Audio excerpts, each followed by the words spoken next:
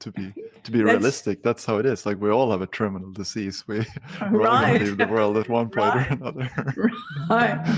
That is true. But some people say, "Oh, that's very negative of you," But it's maybe negative, but it's a fact. But the wonderful thing is I'm not really going to die. I'm eternal spirit soul. It's just this body is going to die. I'm going to be giving a talk in a couple of weeks, 2 or 3 weeks, to a group of people that have ALS all over the world. One of my main focuses will be to tell them you're not this body that's falling apart on you. You're the spirit soul within the body. So I'm hoping that will be of some help and teach them how to meditate. Yeah. Because if you think you're the body and your body is falling apart, that is a depressing situation.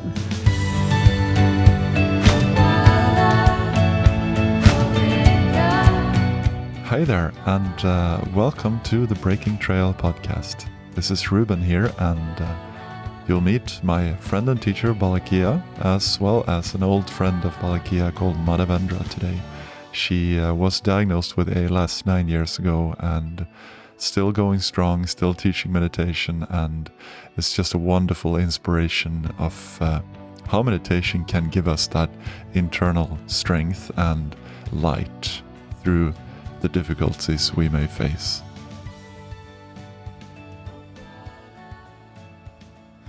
Yeah, so I think Madhavendra can talk for herself. I just wanted to hear briefly, like, how you know Madhavendra and what you know about her. So we know a little bit of a background, perhaps.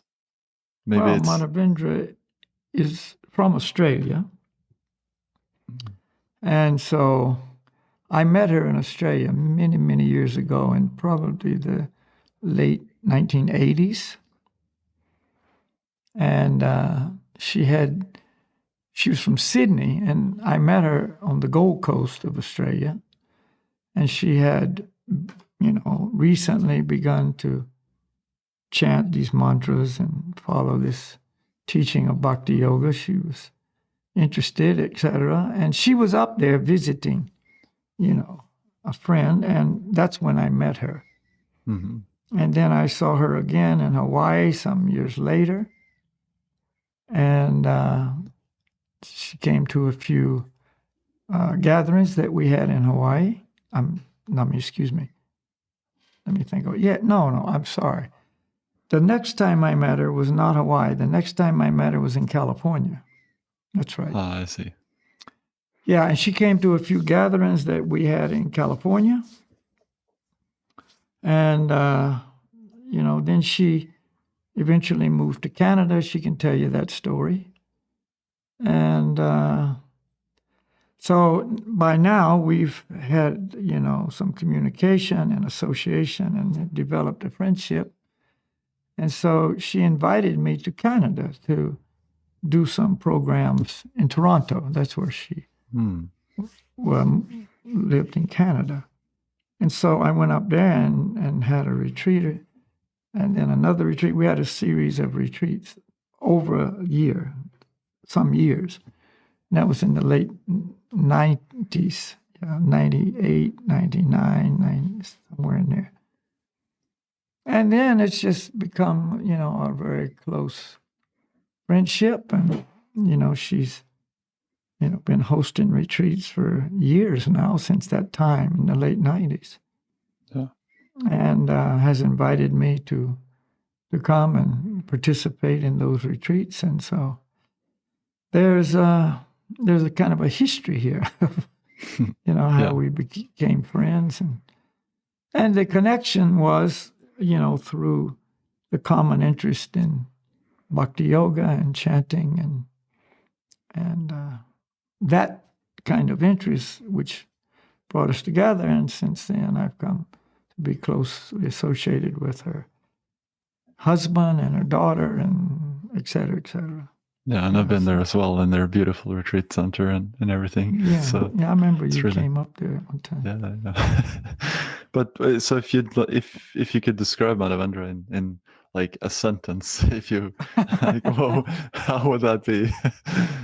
a very well learned person in the science of bhakti yoga who is very dedicated to giving other people the same opportunity to learn these teachings and practice these meditation techniques and lifestyle techniques of bhakti yoga. You know, and she's very dedicated to help our spiritual master pass this message to others. Yeah. That's how I would describe her. Maybe that was 2 sentences. Right. It's always easier for someone else to say it than herself. It's always from the outside. Maybe I should just let her in. I don't know. And we'll see where we're going to go with this. I have some ideas as well. And you can kind of guide it where you like for it to go. So I'll see if she's here. Namaste. Namaste. Namaste, Madhavendra. Haribol. Namaste, Balakhilya. That's so nice to see you and nice to see you. Talk to you live. It's lovely. Can you hear me okay? We're here and see clear. you Very perfectly. good. And the picture's okay? Yeah. Cool. We did it right this time. Yeah. After the mess up last time. The lighting's good. Everything is good. Okay. Shaylee set it all up because good. She's the expert in that area. I have light boxes on either side of me and And Madhavendra, she was a bit worried that we were in her bedroom, but I said, that's great. That's just the mood that we want, Okay. Just relaxed. Yeah. This is casual story. Casual podcast. Okay. So it's early morning for you, Madhavendra. Yeah, it is. I'm not used to talking at this time of day except to say one thing and I have to get my mouth working. It's still dark outside, I see. It is still dark. Sun hasn't come up yet. Yeah. Yeah. Mm-hmm.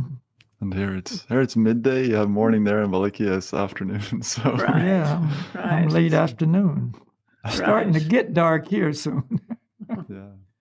It looks beautiful where you are, Balakhilya. It really looks beautiful. I saw you in a video sort of charging up a mountain. I'm so impressed with how fit you are.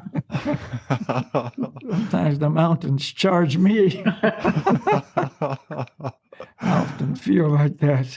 Oh. Yeah. No, it is beautiful here. The mountains are amazing.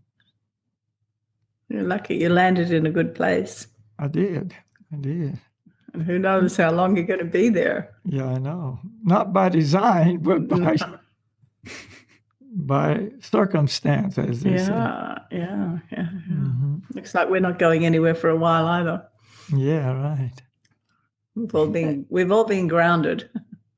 Yeah. Right. How's your family? How's Alan and Shaylee? Everyone's good. Yeah, everyone's nice. well. Yeah. Please pass both of our Haribowls to them. I will. Yeah, no, we're all good. We're doing lots of online stuff, so it's good. Yeah. So you are in Toronto, Madhavendra, and we briefly spoke about like how Balakhilya knows you, but maybe you can briefly introduce sort of where you are in your background. I mean, I've met you. You're in Toronto, and you're basically leading the meditation center or a meditation center in Toronto. Yeah. I guess that's a part of it, but maybe you can share a little more about yourself.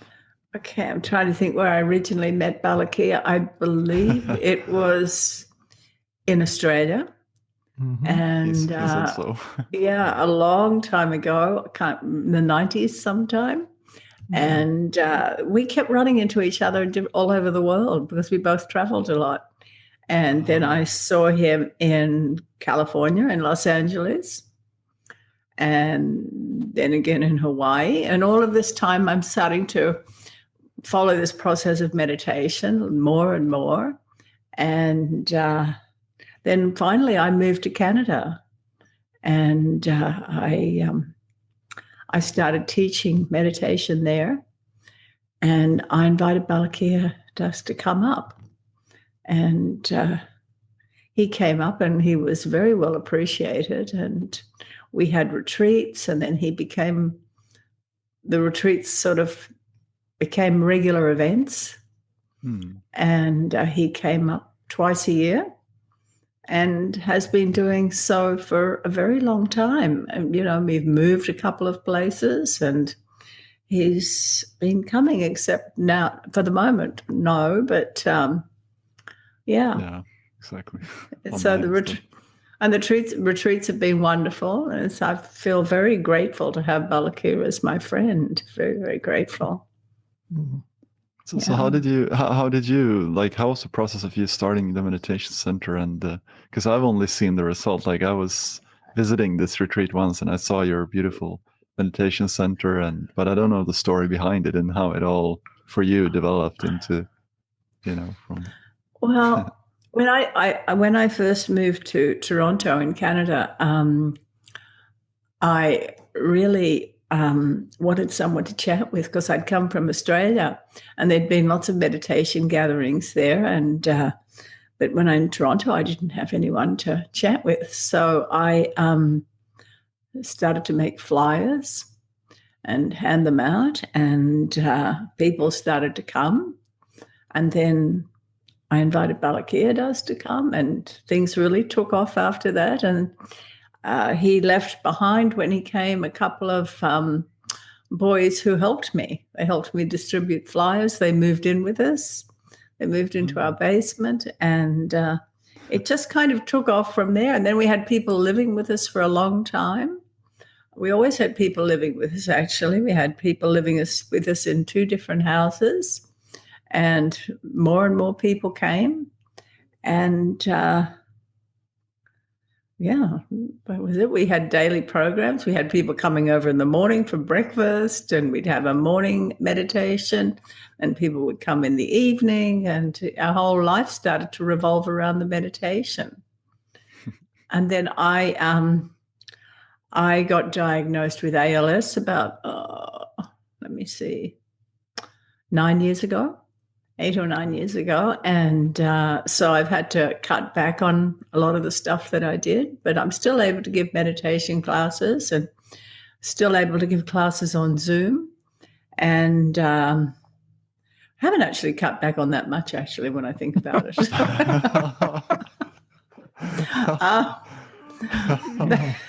But I have...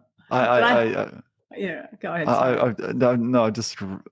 because I heard about Balakhilya mentioned this, and then I spoke to someone that said that 95% of the people that get that diagnoose within a year, they're leaving this world.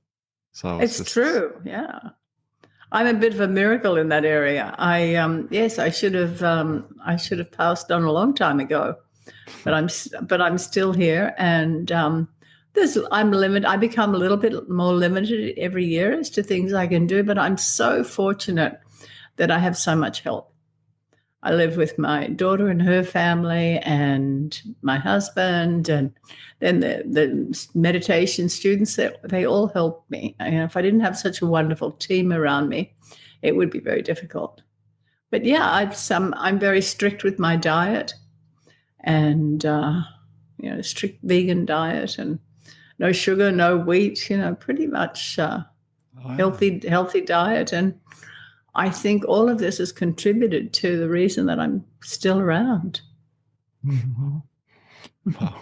Madhavendra used to be a very, very accomplished Hatha yoga teacher as well. Oh, you were. You're right.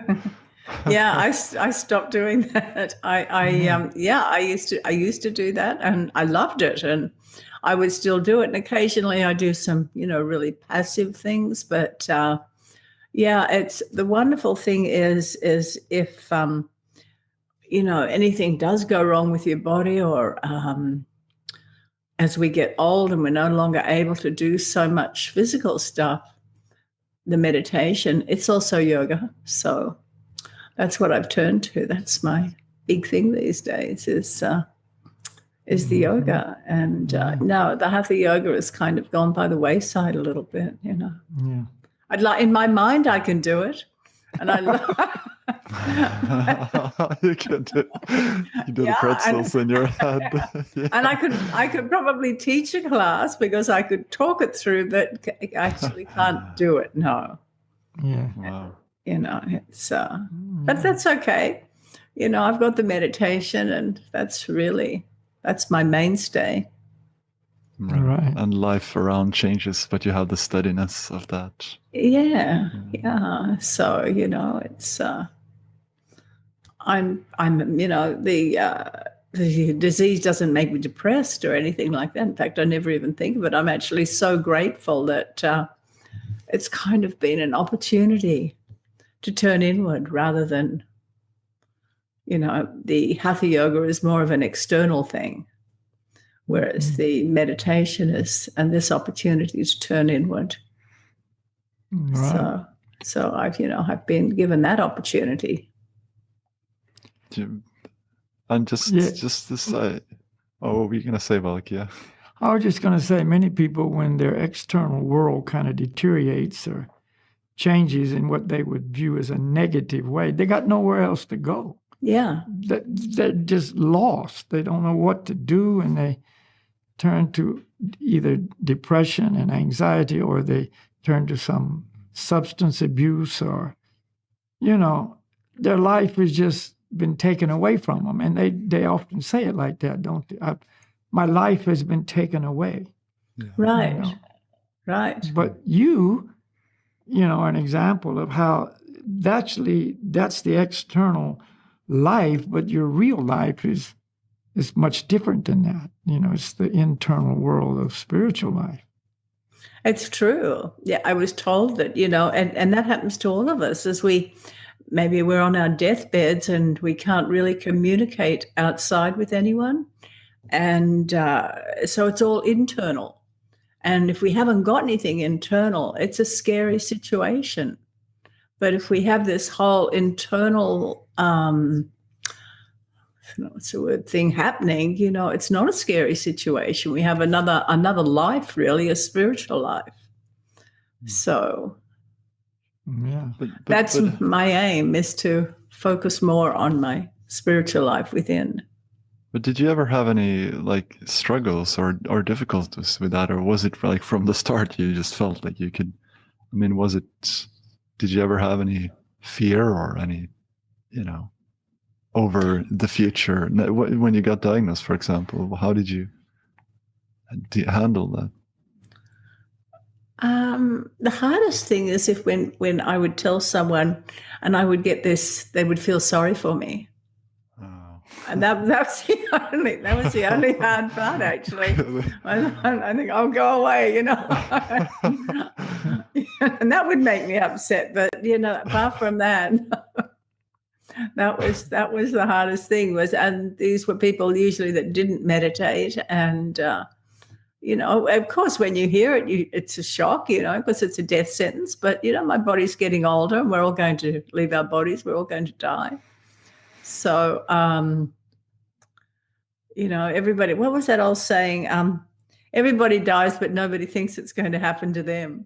Yeah. You hear that saying, Yeah. What? He died? I knew him.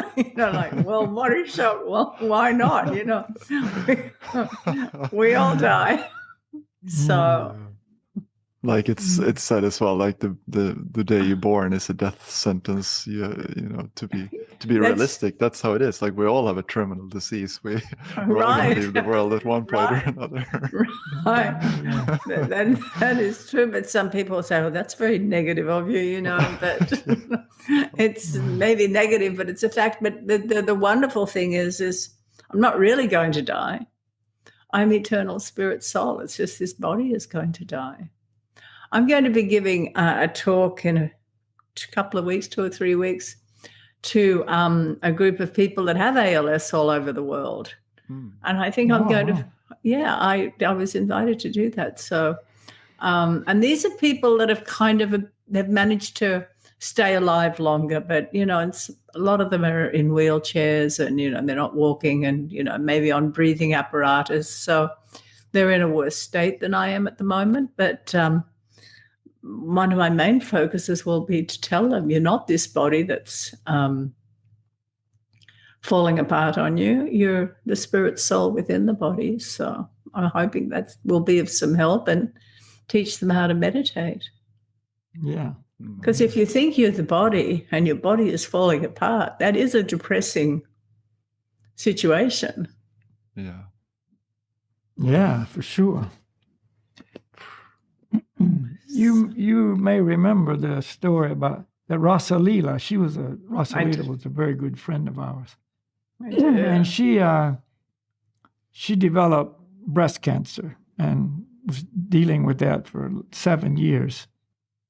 And somewhere during the latter period of that time, she joined this online group of ladies who had breast cancer.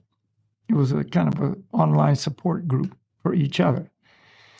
And so they had a bulletin board where people could post things. And many times the post on the bulletin board was, oh, so-and-so has died, so-and-so has departed, deceased, and so on, because that's what happens, right? So she thought, well, I'm going to put something different up there. So she put that verse from Bhagavad Gita, for the soul there's neither birth nor death, nor having once been does he ever cease to be. The soul is eternal, ever existing, primeval, unchangeable. The soul is not slain when the body is slain. She posted that on that bulletin board. And she had so many ladies respond to her, thank you so much for that. I had never really understood this or heard this so clearly put. And one lady said it's just completely taken away the fear and anxiety from this whole, drama that I'm experiencing. And she placed that saying on her refrigerator, on the mirror in the bathroom, just around obvious places where she'd see it as she moved about her house. So, it's such an important message and such a comforting message. You're not going to die, And so, yeah. Thank you for that. I will also read that verse from the Bhagavad Gita when I'm giving this talk. So thank you for the reminder. I remember Rasalila Dasi once when she was staying with us in Toronto when we lived downtown, and she was staying with us, and a friend of ours who was also a meditation student, Ron, he had his brother come over to meet Rasalila because his brother had liver cancer, and it was pretty far gone. He was like stage 4 liver cancer. And Rasalila was stage 4 breast cancer. And I just remember seeing them together, and he was like, depressed and, no light to him at all. And there was Rasalila glowing, looking like so happy. And this was, her internal relationship with the Supreme. I mean, this was and the difference was amazing. Wow. It was just amazing. I've never forgotten that. Yeah. She was very inspiring to have around. Yeah, she was definitely really clear on the whole thing. Yeah. Yeah. Yeah, but thank you for that verse on the Bhagavad Gita. That'd be a nice thing to read to them. Chapter 2, text 20, I think. Thank you. Okay. Thank you. Yeah. Wow. So going back to your how your I'm thinking you might have. Do you have? How am I going to put this? I'm thinking that you might have some stories perhaps to share over things you've done together in the past. So I'm just like, do you guys have some story to share, something that you've been through? I remember once, I remember once, it just flashed in my mind this, where we were both at a retreat in Switzerland, in Gstaad. And it was a wonderful retreat. Do you remember that one with two-star? Yeah. Yes, I do. It was a really special retreat, and it only lasted 2 weeks or something like that. Yeah, 2 weeks, yeah. And they'd rented this nice chalet, and there was a whole bunch of people from Poland and some from Australia, all over the world were there, the US. They'd all come to this retreat. And we'd get up there, 5 or 6 in the morning, have a morning meditation program. Then everyone would go off and ski for the day. And I'd never quite seen snow like this because I'd lived in Australia at the time. This was before I moved to Canada. And and then in the evening, we'd have another meditation program. So that was a wonderful little retreat, that one, and very, very special. So, yeah, Balakhilya and I bounced all over the world at different places that we've seen each other. And someone once told me, have mantra, will travel. And I've heard that too. It's really true. It's really true. We've done a lot. The nice thing I found with this meditation is, most parts of the world, not all, but most parts of the world I can travel to, and they'll be doing exactly the same thing as me. So it's like going home everywhere I go. Very nice. I totally understand. I'm also the traveler, just like you guys.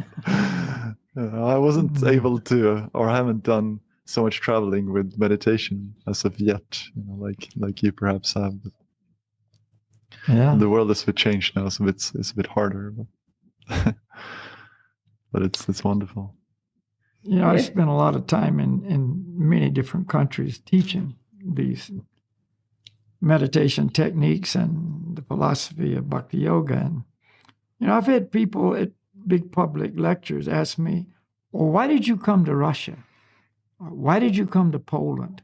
And like, we already have, something. What'd you come here for? I said, I'm just here to pass on this knowledge that's helped me so much. And I'm just trying to give, as many people in as many countries as I can the same opportunity that was given to me. And then they go, oh, okay. It's like they think you're trying to come here to convert them, but it's not like that at all. We're just presenting this. And, if a person had cancer and somebody came from another country with a cure, would you, say, well, what are you here for? What do you want from me? Leave me alone with my cancer. No, you'd say, oh, wow, you've got some solution to my problem, then you'd be all ears. And so it's kind of like that. Some people see, wow, like this thing that we were speaking about, Rasa Leela posted on this bulletin board. I mean, a lot of people had never heard that kind of information before, and if they'd heard it, it was just in some setting or some situation where it just wasn't relevant to them. It didn't have anything to do with their life at that time. Now it's a completely different story, and it's got everything to do with their life, and so, it's what, we just try to offer this, like this podcast. We're just trying to offer people this opportunity that we've been offered by our spiritual masters, and let those who find value, let them, receive that. And others, they have the freedom to continue with whatever they think is the right way for them. Yeah. And how was like your traveling, Madhavendra Puri? Like why, or what need did that fulfill in you, or what did you feel you got from that, or what was the driving force? Like the traveling, I don't know. That was just a natural thing with me. I liked to travel. And then you just, like, when you started meditating and living this lifestyle, you sort of took that tendency and just travel to other places where other people were meditating. Really, exactly, that was yeah. And somehow I ended up in Canada, which was by divine intervention, because it was not one of those places that I even was attracted to. I was very much a tropical island person, but somehow I ended up here, and it's really been perfect.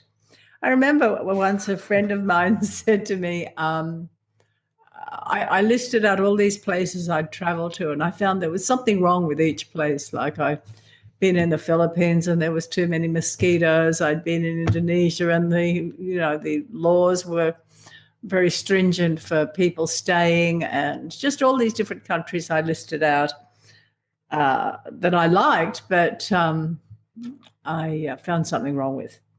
And he turned around and he said to me, "You're looking for the spiritual world." And so here I am, is in the most imperfect place materially for what I had always had in mind that I would love, but I'm actually very happy here. So, Madhavendra, tell a story about how you came to Toronto in summer. Remember that story? Oh, right. I like that story. Thought it would be 30 degrees warm, and well, no, it was warm. It was warm, and I think, this is nice, and I like it here, and it was, it was the middle of summer, and then I came back because I'd met my husband, and at the beginning of winter it was more fall, but fall here is like an Australian winter. It's as cold as it gets in Australia. And I would say to my husband, "Is this as cold as it gets?" He'd say, "No, it gets much colder than this." And as it kept going, I was like so cold. I couldn't believe it. I had never experienced such cold. And I didn't have the clothes for it. I was wearing his coats. And anyway, yes, it was a shock. It was quite the shock at first. I was thinking, this country is for bears. It's not for people. It's... But, here I am, and now we're heading into winter again, and it's a long winter, really. In Australia, they have like a 6-week winter where I was, but here it's a 6-month winter. So anyway, it's all, as I said, it's what's happening inside really that's important. So I was talking to someone the other day, and some people, when they get sick, they like to stay in that room. It's like you go into the cancer room or you go into the ALS room, and that's where they're going to stay. They're going to feel, "Oh, I've got this disease, I'll be depressed about it." And that's where they like to be. And you can't get them out of there, really. That's free will. If that's where they want to stay, that's where they want to stay. So it's like people might be angry or depressed, and they'll go into their depression room or their anger room, and that's why do we do that? Is that some way to deal with it, or why? I think Balakhilya would be the best person to answer that question. Yeah, it's just an open. Well, there's a lot of things you could say, but mainly it's just self-pity. Yeah. Woe is me, I got cancer. Woe is me, I got ALS. Or woe is me, my husband left me, or whatever. Right. And they just kind of, when I was young, they even say, "You're wallowing in your own pity," And there's a certain kind of weird comfort there. It's like a strange escape into your own misery. And like you said, Madhavendra, you try to get them out of there and they don't want to leave. Right. And just leave me alone kind of thing. Right. I heard someone say once that self-pity is a form of anger, and it's actually the most nauseating form of anger. So when I feel sorry for myself, I always think that. I think I'm just really angry at the situation and snap out of it, but people don't see, it's very hard to see actually that self-pity is a form of anger. Yeah, and when I heard that also, and I'd never thought of that before, really, personally. Yeah. And I went, you can see it once you are confronted with that. It's like, you're just angry at the situation and whatever. But it doesn't manifest exactly as anger as it does like, woe is me. Kind of thing.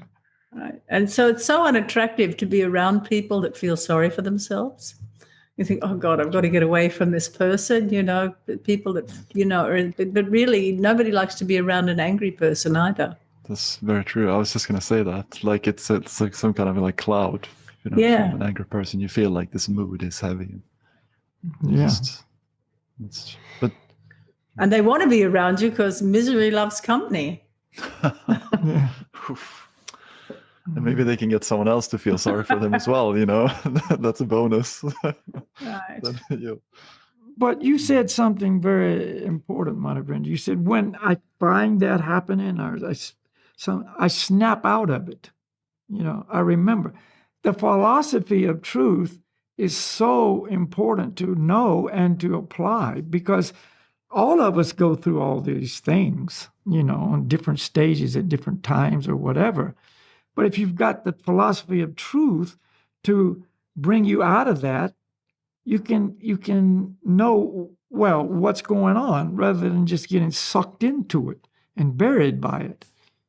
So that's why, this teaching of truth is so valuable in everyday life, because so many things occur to everybody, not just those people and those people, but all of us. And the philosophy makes the big difference. Like Rasalila got stage 4 cancer. Ron's brothers got stage 4 cancer. But there's two different worlds here. One of them seeing it from one complete different perspective than the other. And the philosophy and the meditation and so on made it so one is bright, and the absence of that made it so one is so dark and depressed and, such negative, view of everything and whatever. So this is not just some philosophical thing to consider, around the coffee table, as our friend said. Not coffee table philosophy. It's something to apply.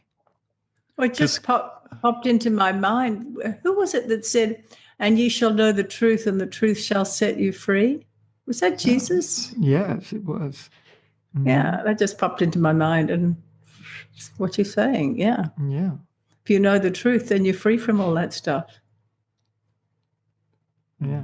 And I immediately just had this thought of, because you can't fake that. Like, we can, on the outside, we can pretend like this and this, or we can, but in reality, in our heart, we know where we are, and we can't fake that. Like, you're faced with a situation, like in your situation, you have that disease, and you're like, that's the reality. That's what you have to face with, and you can't,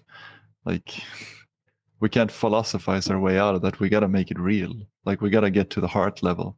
I'm reading, our Vedic scriptures, the Srimad Bhagavatam, and right now I'm reading this chapter about the change of heart. That is what is required, because nothing else will make it so that I'm prepared for this journey to come, because that's what I'll have. I'll have the heart. I'll have me going on, and my internal life. That is my heart. That's what I'm going to carry on, or that's what will carry on to the next life, or in the next whatever. Yeah. Where I'll be. Yeah. That is true. Yeah, it's internal work. Internal work. That's where the change takes place. Yeah. What did our spiritual master say? It's easy to change all the external things, Change your location, change your way you look, change your hairstyle, change your friendships, change, whatever. That's easy.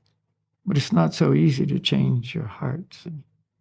For that I need your help, O Lord, And that's what people, almost are refusing to do, is just ask the Lord to help me out of this, And I can't change my heart, but you can change my heart. And so. Well, I guess to have to do that, you have to really face the reality of kind of like this in the pure precariousness of the situation, like how vulnerable you are, how small you are, how unable you are to control that. Like it's out of my hands. I can only pray for help, and I need help. Like Yeah. That's right. You know, it's interesting when people get in really, really bad, difficult situations, and they actually see that I can't deal with this personally. Then they'll oftentimes turn to God because they got nowhere else to go. mm, You know, final options. you know, like the airplane flying along, and you know the pilot announces, you know, everybody please, you know, tighten your seat belts, put on your seat belts. One of the engines has failed. You know, before that, everybody's eating and watching the movies and enjoying. But that announcement comes on, you know, and, you know, people get very serious and they stop all their enjoyment, you know, and then he says, oh, we're losing another engine. It looks like we're going to crash. And everybody becomes very religious. Oh, God, please help me. You know, God, and they're praying and they're calling out to God and so on, you know. And then he comes on again. Oh, everything is okay. We've got everything going now, you know. The emergency's over and everybody's back to enjoying, watching the movie, eating, having a good time, you know. So, yeah. And even the most devout atheist will pray to God when it's like that. Oh, God, help me. But why? You say there is no God. Who are you praying to? So, yeah, it's interesting. But a wise person doesn't depend on those situations to make that happen because they're understanding that, no, this is our everyday, all the time, protection and shelter and comfort and, you know, happiness and et cetera, et cetera. And so that's their life, really. I guess. And the emergencies come or don't come, they're still there. It's kind of like maybe it's sometimes better when they're obviously there. Like you know, for my sake, so far I'm very healthy, like living in the most beautiful place on the planet. At least I think so. Tromsø, just the nature is so amazing. And I have nothing to complain about materially, but it's easy then to fall into the illusion, like you talked about. Like this is my home, and this is an eternal. Like I can be happy here. You know, I don't need to search him anymore. So in some sense, I'm like, you know, it can be a blessing to also have some challenge or to have a diagnosis like you do, Madhavendra. Then you know that. Wow, you actually, it's kind of like you said with this airplane analogy, Balakhilya, like you know that the plane crash is going to be there. Like you're more aware of it. You're more conscious. It's there. You cannot hide it anymore. Like it's more obviously a reality that you'll have to face. And then it's an opportunity. Right. It's an opportunity to turn a negative thing into a positive thing. Mm-hmm. Yeah. Yeah. Yeah, you know, when everything's going good, if we can just remember this is a bubble, and this bubble's going to pop. Yeah. You know, this is not going to last forever. You know. And it's a real shame. I'm reading that a lot of people are with this whole situation in the world at the moment. A lot of people are turning to alcohol and drugs, and the sales are going way up on opioids, and that's so sad. They're turning in that direction instead. Yeah. I don't know about where you are, but in North America, that appears to be what's happening. Yeah. But yeah. Thinking about that, Madhavendra, just came something to my mind. Like, how was your life before you met meditation and started living this lifestyle? I'm not sure if you were into drugs, but I just came to my mind. Like, you're living in Australia. I don't know. Yeah, I was. You know, I'm a child of the 60s. I mean, what was it? Tune in, turn on, drop out, you know. So I was Right. I was part of that era. So yes, I was into all that. And but I got to a point where I remember one day after I had been to a big party and I'm walking along the beach the next morning, and the thought came into my head, okay, I've had enough of this. I'm ready to give my life to you, God. I just remember thinking that. And when I did, some people moved next door to me and across the street that taught this meditation. And it was like man proposes and God disposes. And it was like when I had that thought, that sort of commitment in my mind, all of a sudden I got surrounded by people that were willing to help me do that. So that was how, and then because I had done hatha yoga for many years before I started to meditate, and it wasn't quite enough. It wasn't enough to control my mind or my emotions. And I really wanted to control those two things. So I'd read all these books, and I'd tried all these different types of meditations, mainly silent meditation, and I'd even tried breathing in. I remember breathing in yellow and breathing out blue or something, like all these really quite stupid meditations that I tried. And nothing really worked. Or I tried silent meditation, and before I did the silent meditation, I do an hour of hatha yoga, then I do some pranayama, which is the deep breathing. And then I'd sit there and I'd try to keep my mind silent, and I'd do it for a minute, silent mind, and I think, oh, I've got it. And that's a thought, and you've lost it. And so at that time, I wished I knew a mantra. And I'd heard a mantra, and I thought, I wonder if this is a mantra. So I started saying this mantra over and over again in my mind, and this is the mantra that we chant. I later found out that this was a bona fide mantra, and then I was taught how to do mantra meditation, and that was the one for me. And I started practicing it every day. I'd go down into the backyard and sit under a tree and practice for 15 minutes. And after a week, I thought, oh, I feel better after this. This is really good. Maybe if I increase it a little bit, I'll feel even better. So I did. And, here I am. I don't know how many years, only 40 years later, I'm still doing it and can't imagine my life without it. But, it was like I got surrounded by it. And then a friend of mine came to visit me, and he knew the people next door. And anyway, he was the one that taught me how to meditate. Wow. And also the people next door, they had a lot of kids, and they were taking my daughter to meditation gatherings. And I was noticing, wow, she's mellowing out a little bit because she was super, whatever they're doing is pretty good. So just a few different things happened around me, Because the kids, they would come, and they'd come to go to a kirtan, and they'd chant a little bit, and then they'd play a little bit, and then they'd chant and they'd play. And it was just all really nice.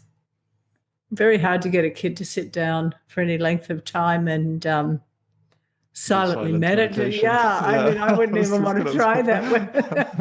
But it's natural for children to like to sing. And my granddaughter, I remember, she would be singing the mantras when she was like 1 year old or 2 years old, playing with her toys, and she'd be just singing to her toys and not realizing she was meditating, just singing away, and she's a really mellow kid.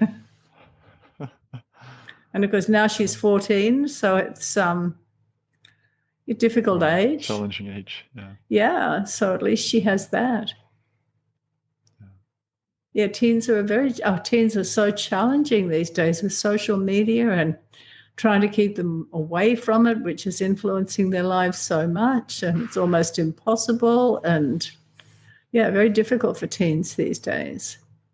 How just since you've been, around for ever. I was gonna say, like, since you're so old. Watch out, Ruben. Watch out. Not supposed to say that. No. Oh no, it's just like so. Yeah, so if you take a step back to the world, like, and through the years that you've seen the world change, like, in which direction has it been, and how is it different now from what it's been before? Like, because you were saying about the social media, I know that didn't exist at least like 10 years ago or something. You know, I'm just, how is it? How has it changed? Oh my God, radically. You know, just I can't tell you, you know, things that were almost illegal when I was young are now totally accepted. I don't want to be politically incorrect by listing out so many things, but so I'm not going to, but major changes. Life was a lot simpler. It seemed to me a lot simpler when I was growing up. When I was growing up, it wasn't even TV. It just came out, and I remember my parents would take me and my brother down to the corner electrical store, and we'd look at the TV through the window of the store. And then finally we got a television, and you know, we were never allowed to watch it more than like a half an hour a day. And I mean, it was just, and wasn't that much on TV. It went off for the night, I think, at 10 o'clock. Do you remember how maybe it wasn't the same in the States, but then this sort of, all these lines would come across the TV in different colors when they turned off for the night. And chess pattern, yeah. Chess pattern, that's right, yeah. And, yeah. And it'd come on at a certain time and go off at a certain time, and that was it, you know. Yeah, and that's right. so, you know, yeah, I am really old, you're right. I can remember all these things, but yeah, I mean, now it's 24/7 in your hand, on your wrist. It's exactly. You're bombarded. Yeah, and it's not good. No, it's not. You know, the kids aren't playing outside all the time, and if they are, the parents are watching them. And we lived on the street, up in trees, and you know, did all kinds of actually quite dangerous things, but we're still here. I think those. Yeah, it's completely different world altogether. Yeah. And when you were a kid, when I was a kid, you know, there wasn't that much trouble to get into. You know, I mean, there just wasn't.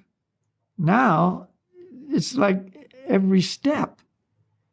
You know, it's you don't even have to go out of the house to get in trouble. No, I was just going to say, like, instead of climbing up at the tree and facing the difficulty of perhaps you're falling down, they have the phone and they have TikTok, and you have all the really, really weird people on TikTok that are trying to get your kids, you know.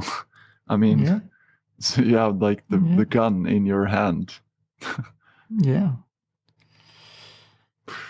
that's, you know, and people, especially younger people that are watching this, oh, those old fuddy-duddies, they,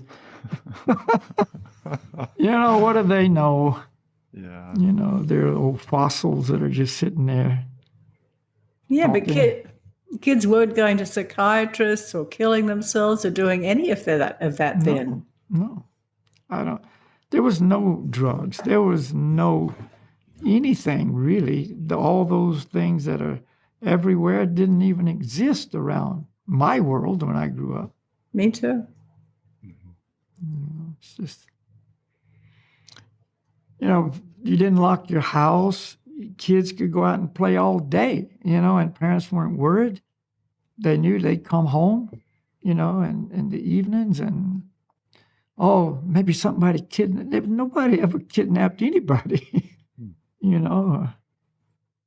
It was just so, like you said, simple, so easy, and it just created a different consciousness, really, you know.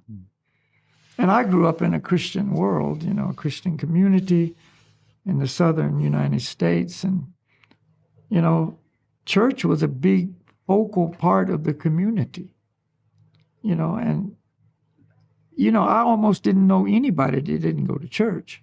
Everybody went to church, you know, and you read the Bible and you heard all the stories about Jesus. And and it wasn't like anybody forcing something. That's just what your parents did. That's what your friends did. That's what your neighbors did. And it was just like normal, but it produced a different result, And there was a clear understanding of what is right and what is wrong, and this is not to be done. And you just grew up with that. And like I say, all those things that are so common now didn't even exist then. So say what you want, but that was a whole nother time period. And it's scary to think how it might be in another 50 years. Yeah, I can't even imagine. No. I remember we had a previous talk, Balakhilya, and he said, that's like George Harrison said, his solution was like, I got to get out of this world. Yeah. So it's just, yeah, there's a better place for you and me. Mm-hmm. Somebody sung that too. George Harrison. Okay. Yeah. George Harrison. Get out. Gotta get out of this world. Yeah. So, and that was also somebody else saying it was a kind of a theme song. I was in the military for 6 years, and that was kind of like not a theme song, but a lot of us used to sing that song. We got to get out of here. Got to get out of this world, meaning get out of the military. Most people didn't like it. I mean, it wasn't their first choice. This was back during the Vietnam War, and you were kind of forced into going into the military, and so a lot of people were just around me, and my group of friends were just putting in their obligation, and when that was over, they were happy about it. Mm-hmm. And you were drafted, were you? I wasn't drafted, but I was going to be drafted. And in 1965, when you were drafted, you automatically were sent to Vietnam. I mean, it was like understood. A few did not go to Vietnam, but almost everybody did, because that's what they drafted you for. Right. And so I was told my father was told by the lady who ran the draft board in our small little town, everybody knows everybody, that if I didn't get into a university or a graduate program or something, because I'd already graduated from university, I'd be drafted in October. So in September, I joined the Coast Guard Reserve, because the Coast Guard Reserve was a pretty safe place to be. I figured if they send the Coast Guard Reserve to Vietnam, everybody's going to go anyway, And it's true. I didn't have to go to Vietnam, and I just was in the States the whole time, and did my time as active duty, and then was in the reserves, and so it served my purpose. That's the point, I didn't have to go. I remember that time, and everybody that I met, young men, because I was traveling around Europe at that time, and I remember these young boys that had gone AWOL from Vietnam or had been in Vietnam, done their stint, and they were all severely mentally affected by that war. Yeah. Yeah, they were so badly affected. It was such a nasty war. Yeah. And for no reason. I mean, you kind of understood there's no real reason for us to be there. None. Whereas in World War II or I or whatever, there was an obvious patriotic effort to, to stop the bad guys, so to speak. But Vietnam, I mean, nobody knew Vietnam. Nobody cared anything about it. Just some place out there in the middle of the ocean. Like, what's that all about? Why are we here? What are we supposed to do here? Just kill a bunch of people for what? So yeah, it was very mentally disturbing situation. Mm. Yeah, and I had friends that went there and didn't come back. Mm. You know, I remember once one guy I surfed with a lot, Robbie Rath was his name, and so he got drafted and he goes to Vietnam, and then he came back on leave, and he said, "Man, the surf is so good in Vietnam. I'm taking back 2 surfboards." And he did. He got 2 surfboards, and he went back, and I never saw him again. I don't know what happened to him, but I never saw him again. So, yeah, it was many of those stories, and yeah. But after all of that, you know, somehow or other, you know, you, I, Ruben, we all came to this bhakti yoga process and saw the value and, you know, took it up as our life and different backgrounds. I mean, he's from Sweden, you know, just a mountain guide guy. Madhavendra's, you know, world traveler from Australia, you know, very attracted to the tropics. I love the winter. And you. And I grew up in the South and, you know, went to the military and, you know, spending my whole life surfing in Hawaii. And so very different stories from each of us, but we all came to the same conclusion, you know, that there's something beyond all of this. And like for you and for me and Ruben, we weren't suffering, and it's not like we had some real terrible material situation. We were trying to escape to religion because of it. You know, I mean, we were all kind of riding the crest of the wave, you know, healthy, young, having a good time in life, materially speaking, etc. But understand, like you said, walking down the beach, this is enough. I'm over it, you know. You know, I want God in my life. So, yeah, we want everybody to know that this is not just for one particular segment of the population that's this way or that way. This is for anybody and everybody from any walk of life, any age group, any gender group, any nationality or profession or whatever. And it's practical. I guess it's because we're soon gonna have I want to organize a live stream on the topic of how to adapt to a changing world. And if we look back to what we just discussed, that's what it comes back to. Yeah, like the world is around us is changing. It's always going to change, and that's just the nature of the material world. So we need to find that shelter within, and shelter in the Supreme, shelter in God ultimately. Yeah. And it's picking up speed. Oh, exactly. It is. You know. So quickly. Did you have any last story or thing you wanted to say, Madhavendra? Anything you'd like to share before we have a kirtan we're going to end with? Not that comes right to my mind, but I'd like to have a little kirtan. That sounds pretty good. Yeah. Madhavendra, I have to say, you look very good. Well, so do you, Balakhilya. Thank you so much for saying that. Yeah. Ruben always looks good, you know. Yeah, well. Young guy, you know. Right. Yeah.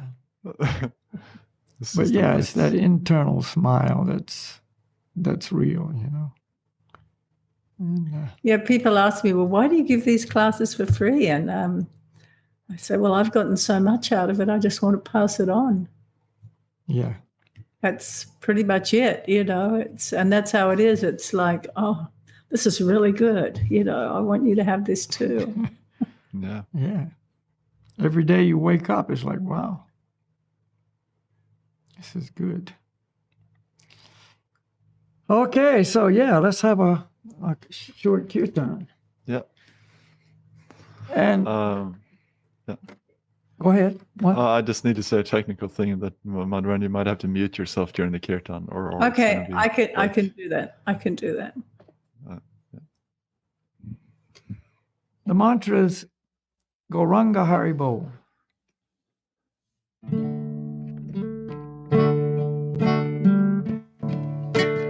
Gauranga. Everybody.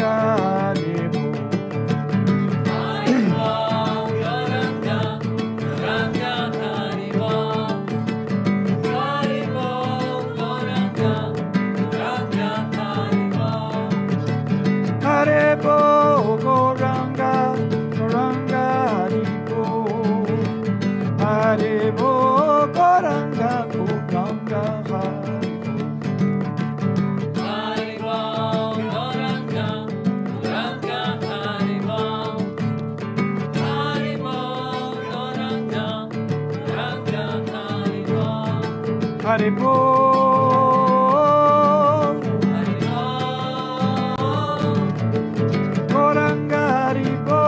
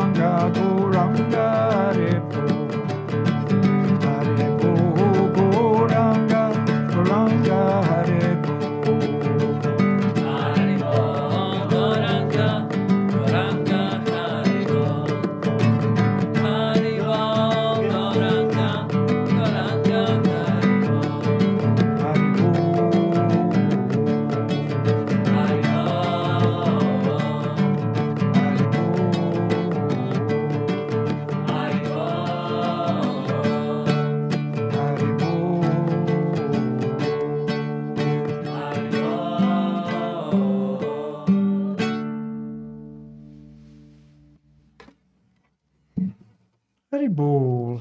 Haribol. There you go. Little kirtan to end the day. We'll begin the day. Kirtan to start the day. Begin the day. Yeah. Okay. So. Thank you very, very much, Madhavendra. It was very, very nice to meet you. And it's funny.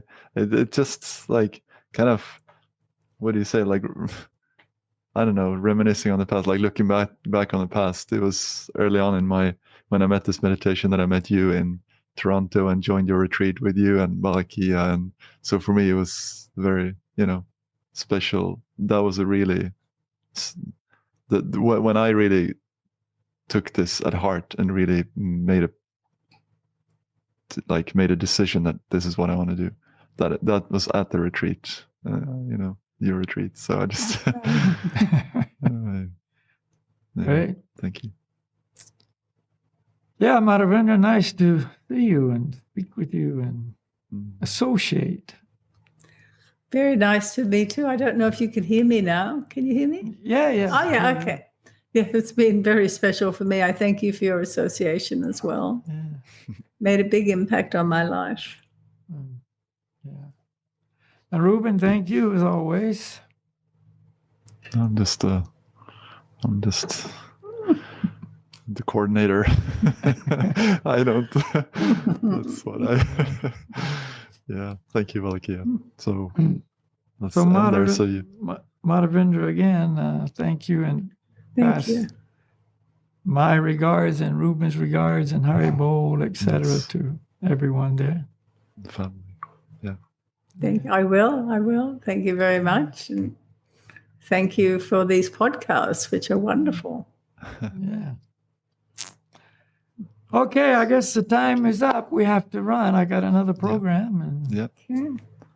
Thanks to everyone for listening to this whenever you're listening and tuning in. Yeah. Thank you very much, everybody. And if you like what we're doing, subscribe to the broadcast. Leave your comments. Yep. Right. Yeah. Share the link, as they say. Pass it on to your friends. Yeah. Namaste, Haribol, Haribol. Haribol. Namaste, Haribol. Yes, like we said, please, if you are listening to the podcast through Spotify, Google, Apple Podcasts, then you know that you can always subscribe and then you'll automatically get updated when we have a new episode up. So that might be a good idea. You can always do that on YouTube as well. And, make sure to join our email list if you'd like to get updates from us. And or more, you can always contribute to the podcast on patreon.com to help us run the project on and perhaps spread this wisdom and inspiration to more people. I will see you soon again. Make sure to stay true to yourself and dare to break trail.